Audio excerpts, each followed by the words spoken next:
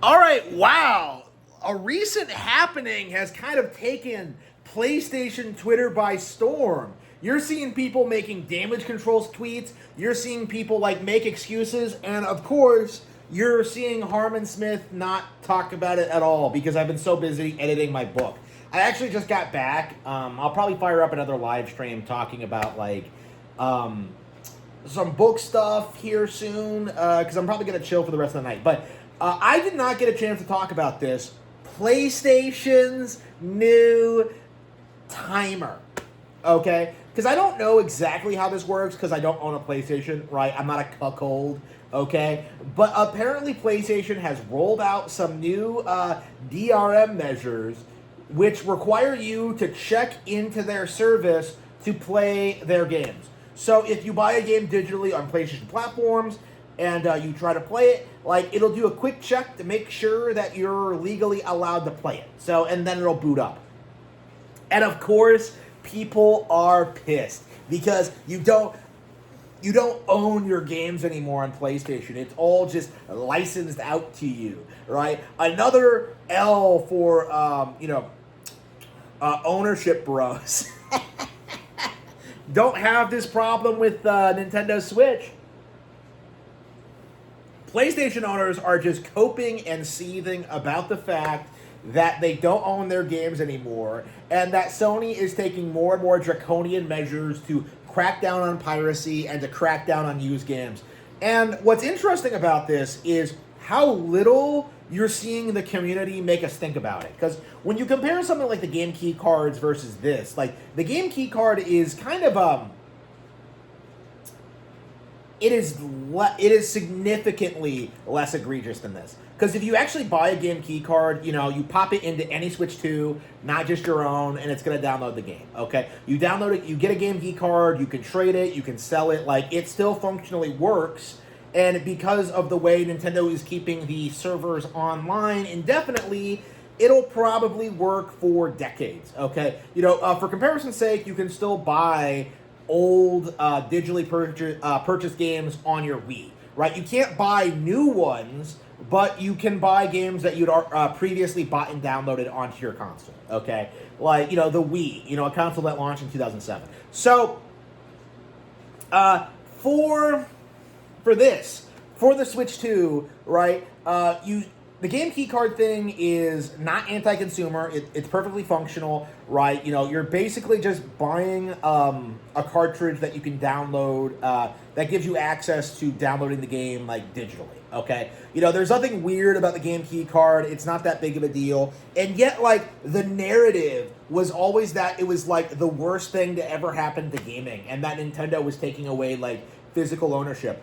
Meanwhile, Xbox One, tried locking away the games. Both Xbox, PlayStation, and especially Steam have no like physical platforms to speak of. And yet, like you just hear crickets. Like every single time they roll out some new like anti-consumer like technology, you just hear nothing from the community. All the while, they keep incessantly complaining about Nintendo and the game key card. It's positively disgusting, and I really wonder at what point this is going to completely implode. Because we're seeing like controversy after controversy after controversy hitting PlayStation, and yet the community is just like dead silent. Okay, one of the reasons I probably didn't take the time to talk about this is that like it wasn't that big of a deal. Like the worst case of DRM implemented in any gaming console ever since the Xbox One, it just goes ignored in the industry. It goes ignored in the community because you're not allowed to criticize PlayStation. You're not allowed to criticize the big boys. You're not allowed to criticize the Sony. Okay, they are the sacred cow of the gaming community, and we're seeing more and more like just what insane lengths the community at large will go to downplay and ignore Sony PlayStation 5 and everything they've been doing to destroy all their studios, all their Japanese talent, their legacy, their brand, their fan base. Like certain people on Twitter will like gobble this shit up no matter how bad it gets. And I really wonder at what point like it all kind of collapses. because you definitely have like a large legion of brainwashed fanboys, right? You have a lot of people coming out and trying to say that Sony is like the best there's ever been. You know, like you still have people who genuinely believe that the PS5 is the best-selling video game hardware ever, for example. You know, so many people think Sony is like this just definitive name in gaming, and it's just becoming more and more obvious each console generation that's not true. Okay, like all we're doing is just waiting for the next Grand Theft Auto, and then we're gonna buy a lot of microtransactions and a lot of shark cards. Okay, that's it. Like you don't have the creativity, you don't have like the anticipation for the Nintendo Directs, you don't have like all these different things to look forward to. No, you're just listening. You're just waiting for Grand Theft Auto.